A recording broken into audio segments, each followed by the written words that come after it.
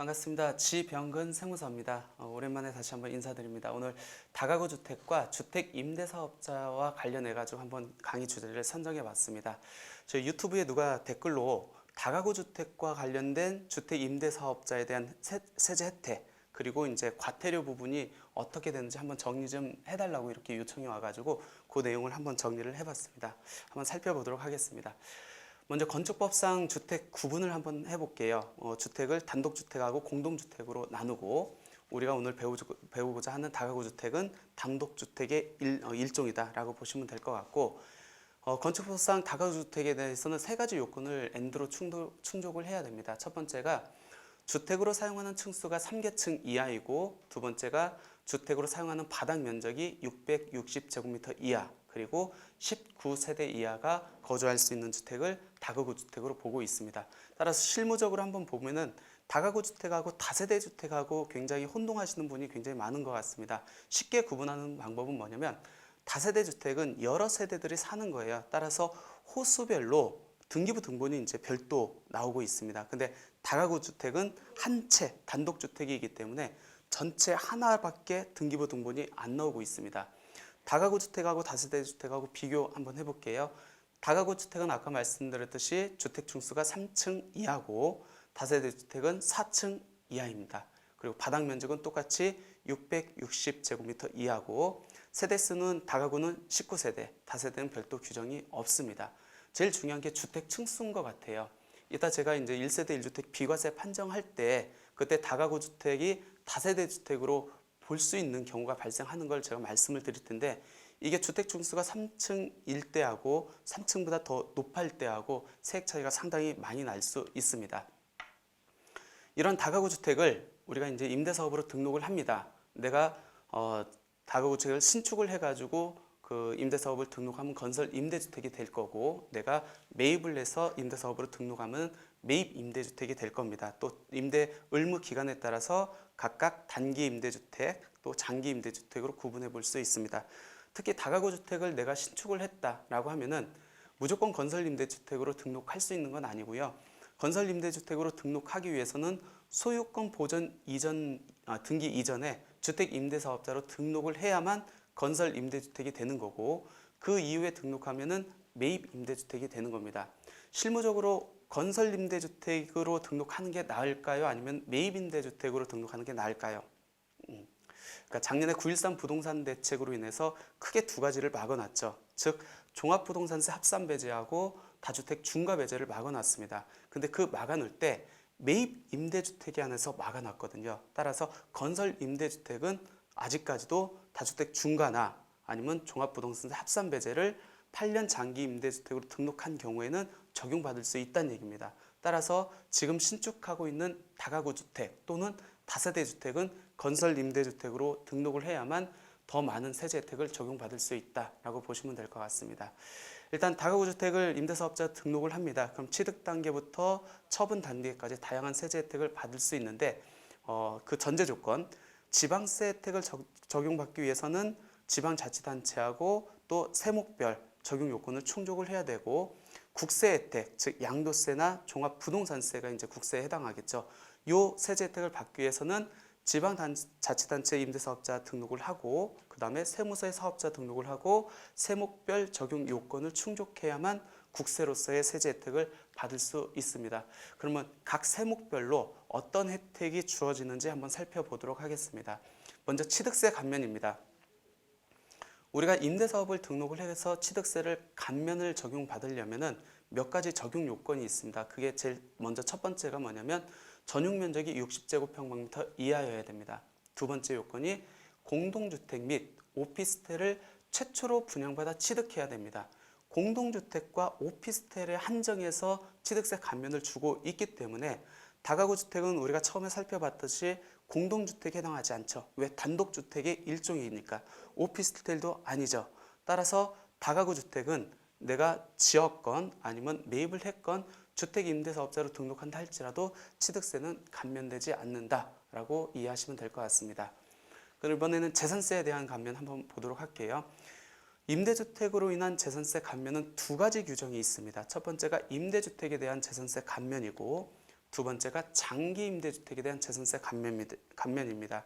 먼저 임대주택에 대한 재산세 감면은 요건이 어떻게 되냐면 공동주택과 오피스텔을 합해가지고 두 채 이상이어야 돼요. 그러면 다가구 주택 같은 경우에는 아까 공동주택도 아니고 오피스텔도 아니라고 말씀드렸잖아요.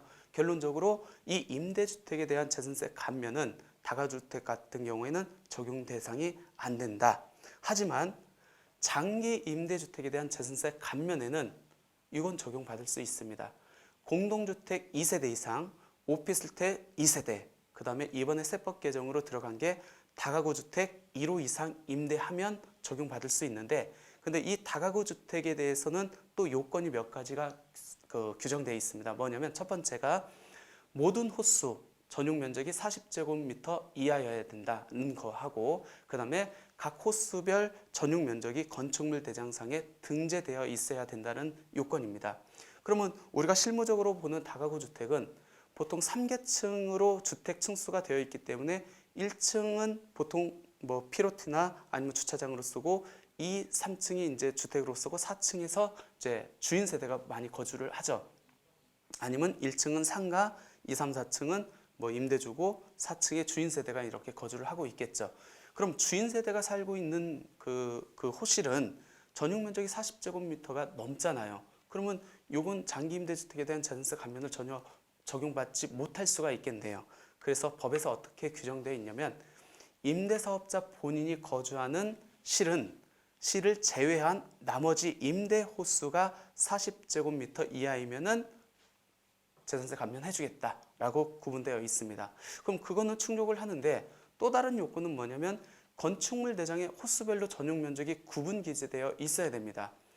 우리가 최근에 그 건축물 대장 기재 및 관리 등에 관한 규칙이 이제 개정이 됐습니다. 따라서 2018년 12월 4일 이후로는 지금 현재 다가구 주택 신축한 것들은 다 호수별 면적이 기재가 되고 있는데, 그 이전에 신축하거나 매입한 것들은 다가구 주택 호수가 호수별로 기재가 되어 있지 않죠. 즉 층별로 기재되어 있습니다. 이 층별로 기재되어 있는 전용 면적을 누군가의 도움을 받아가지고 호수별로 전용 면적을 쪼개고 그걸 갖고 별도 건축물 대장 변경 신청을 들어가야 됩니다. 근데 호수별 전용 면적은 우리가 임의로 이렇게 측정할 수 없죠. 그래서 실무적으로는 건축사 등한테 도면 요청을 해가지고 그쪽 확인을 받은 다음에 우리가 건축물 표시 변경 신청이라는 서식을 통해 가지고 건축과, 그러니까 물건 소재지 건축가겠죠. 거기에 별도 신청을 해야만 적용받을 수 있습니다. 그러니까 납세자가 가만히 저 장기 8년 장기 임대주택으로 등록했습니다. 그 다음에 호수별 전용 면적이 40제곱미터 이하입니다. 라고 해가지고 적용받을 수 있는 건 아닙니다. 건축물 대장상에 구분 기재가 되어 있기 때문에 설령 건축물 대장상에 구분 기재가 안 돼 있는 분들은 별도의 액션을 취해가지고 설정을 해 놓으셔야만 재산세가 감면된다라고 보시면 될 것 같습니다. 이번에 이제 종부세 합산 배제 한번 볼까요? 다가구 주택을 임대사업자로 등록을 합니다. 그러면 보유하는 와중에 재산세도 감면이 되지만 종합부동산세도 합산 배제가 될 수 있습니다. 요건 한번 볼까요? 첫 번째, 임대 개시일 당시 기준 시가가 6억 원, 수도권 밖은 3억 원 이하여야 됩니다. 그러면 다가구 주택은 어떻게 판정을 합니까? 다가구 주택은 가구당 가액으로 판정을 합니다. 보통 다가구 주택은 단독주택의 일종이기 때문에 공동주택 가격으로 구분이 고시가 안 되고 있죠. 즉 개별주택 가격으로 전체 층에 대해서 고시가 되고 있습니다.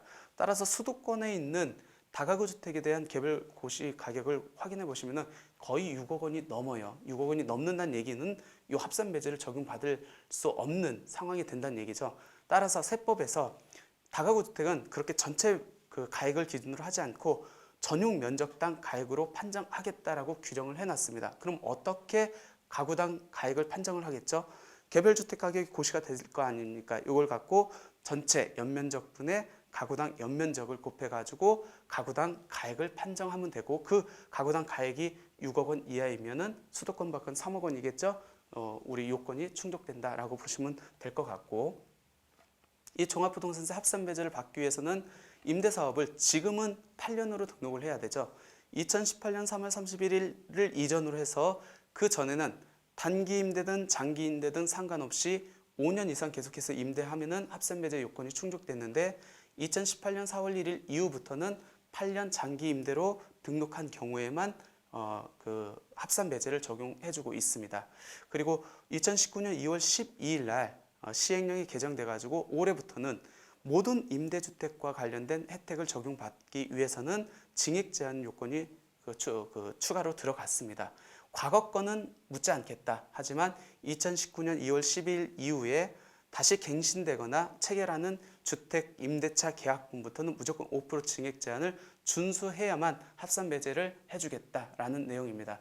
국세 일종이기 때문에 당연히 지방자치단체하고 세무서에 양쪽 다 주택임대사업자로 등록을 해야만 합산 배제를 받을 수 있죠. 근데 이렇게 합산 배제를 해줬는데 작년 9.13 부동산 대책으로 인해 가지고 주택임대사업자한테 너무 많은 혜택을 준 것 같아 해가지고 정부가 이제 막아놨습니다. 2018년 9월 14일 이후에 조정대상 지역 내에서 취득하는 주택은 설령 이제 장기 임대주택으로 등록한다 할지라도 종합부동산세 합산 배제를 안 해주겠다, 과세를 하겠다라고 해가지고 지금은 2018년 9월 14일 이후에 취득하는 주택, 조정대상 지역 내에 있는 주택입니다. 그거는 임대사업 등록해도 실익이 없죠. 혜택을 못 받습니다. 근데 이때 막아놓은 게 매입 임대주택에 대해서 막아놨고 건설 임대주택에 대해서는 풀어놨어요. 즉 합산을 배제할 수 있는 요건이 적용된다는 겁니다. 따라서 건설 임대주택은 설령 2018년 9월 14일 이후에 조정 대상 지역 내에서 취득한 경우에도 법 소정 요건을 충족한 경우에는 종합부동산세 합산 배제를 여전히 받을 수 있다. 그래서 정리를 한번 해보면은 2018년 9월 14일 이후에 취득한 주택을 건설 임대주택하고 매입 임대주택으로 구분을 해가지고 봤었을 때 매입 임대주택은 설령 8년 장기 임대로 등록한다 할지라도 종합부동산세 합산 배제하고 다주택자 중과 배제를 적용받을 수 없지만 건설 임대주택은 적용이 가능하다.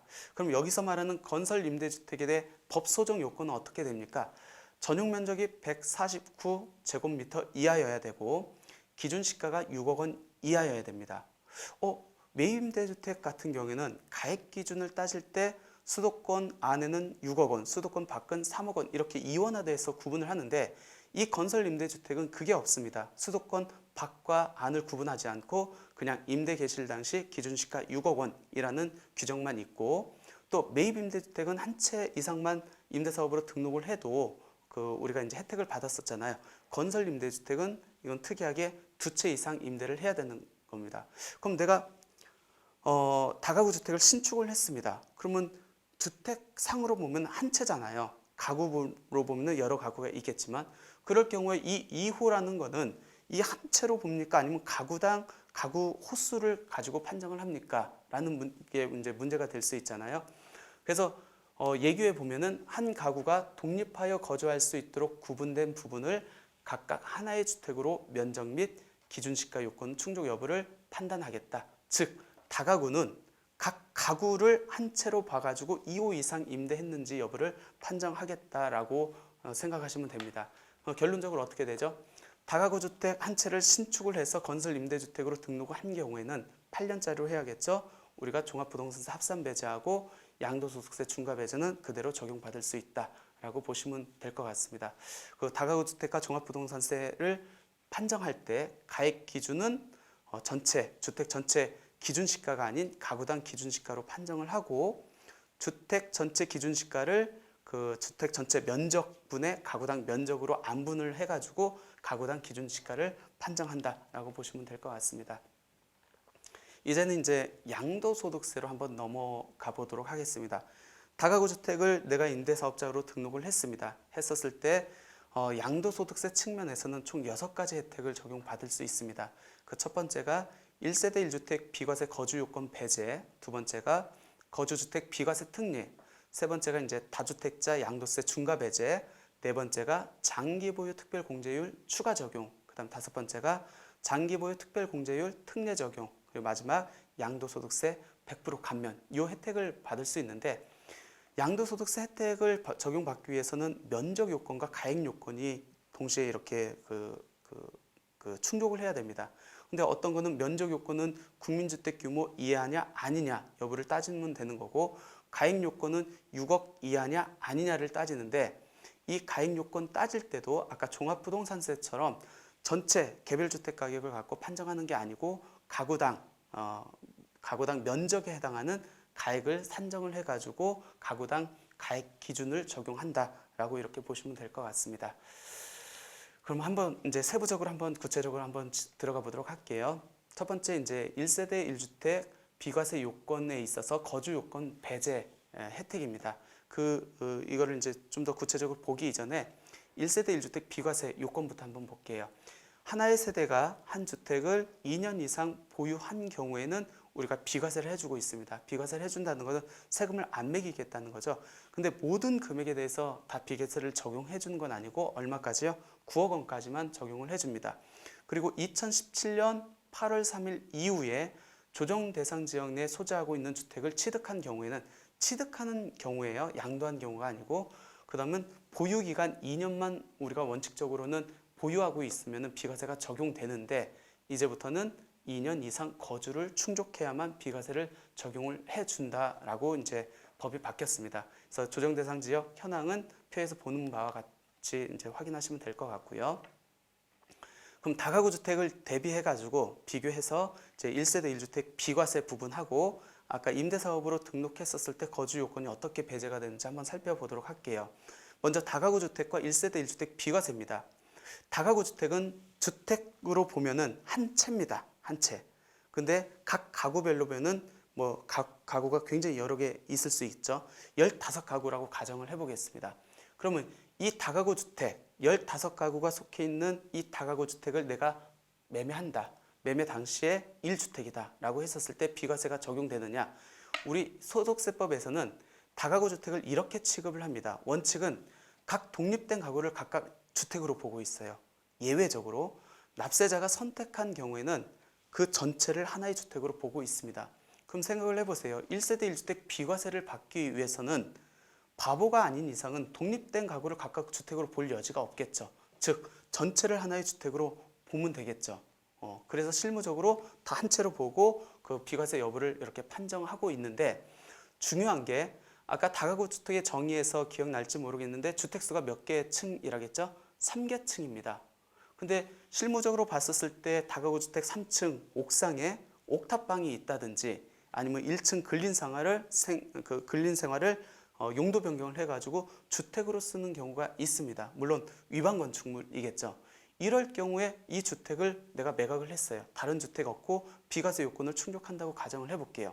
그렇게 해서 비과세 신청을 넣었는데 갑자기 어느 날 세무서에서 과세 예고 통지가 나옵니다. 내용을 확인해 봤더니 너 다가구 주택인데 그 실질로 봤었을 때는 다가구 주택이 아니잖아. 즉 다세대 주택이잖아. 왜?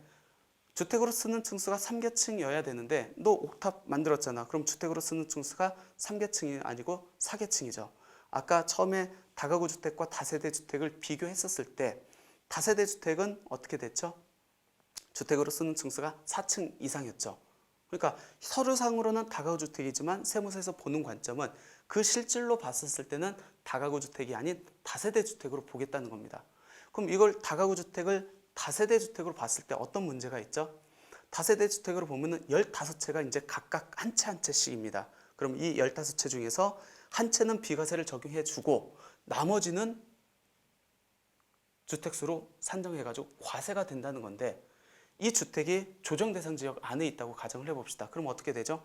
중과가 적용되죠. 상당히 주의하셔야 될 부분입니다. 특히 다가구 주택은 혹시 비과세로 해가지고 매각을 한다고 했었을 때 반드시 비과세 적용을 받기 위해서는 주택으로 쓰는 층수가 3개층 이상이 넘으면 안 돼요. 3개층 이하여야 됩니다. 따라서 혹시 4층에 옥탑방이 있든지 아니면 근생으로 쓰는 부분을 주택으로 변경한 사람들은 원상복귀를 한 다음에 매각을 하셔야 비과세로서 혜택을 진정받을 수 있고 그렇지 않으면 나중에 추징될 수 있습니다. 꼭 유념하셔야 될 것 같고 그리고 우리가 실무적으로 봤을 때 다가구 주택이 1층부터 해가지고 뭐 다 주택으로 있는 경우도 있겠지만 그렇지 않은 경우도 있잖아요. 보통 1층에 상가가 있고 2, 3, 4층이 주택으로 된 다가구주택이 굉장히 많을 겁니다. 이런 그럼 상가가 있는 다가구 주택은 1세대 1주택 판정할 때 어떻게 됩니까? 그렇게 되죠. 상가 면적이 주택 면적보다 크면은 비과세 대상 해당 면적은 주택 면적에 대해서만 비과세를 해주고 상가 쪽은 세금을 내야 되는 겁니다. 근데 상가 면적보다 주택 면적이 크다라고 하면은 상가 면적도 주택 면적에 합산해 가지고 전체를 주택으로 판정해 가지고 비과세 여부를 판정을 하죠.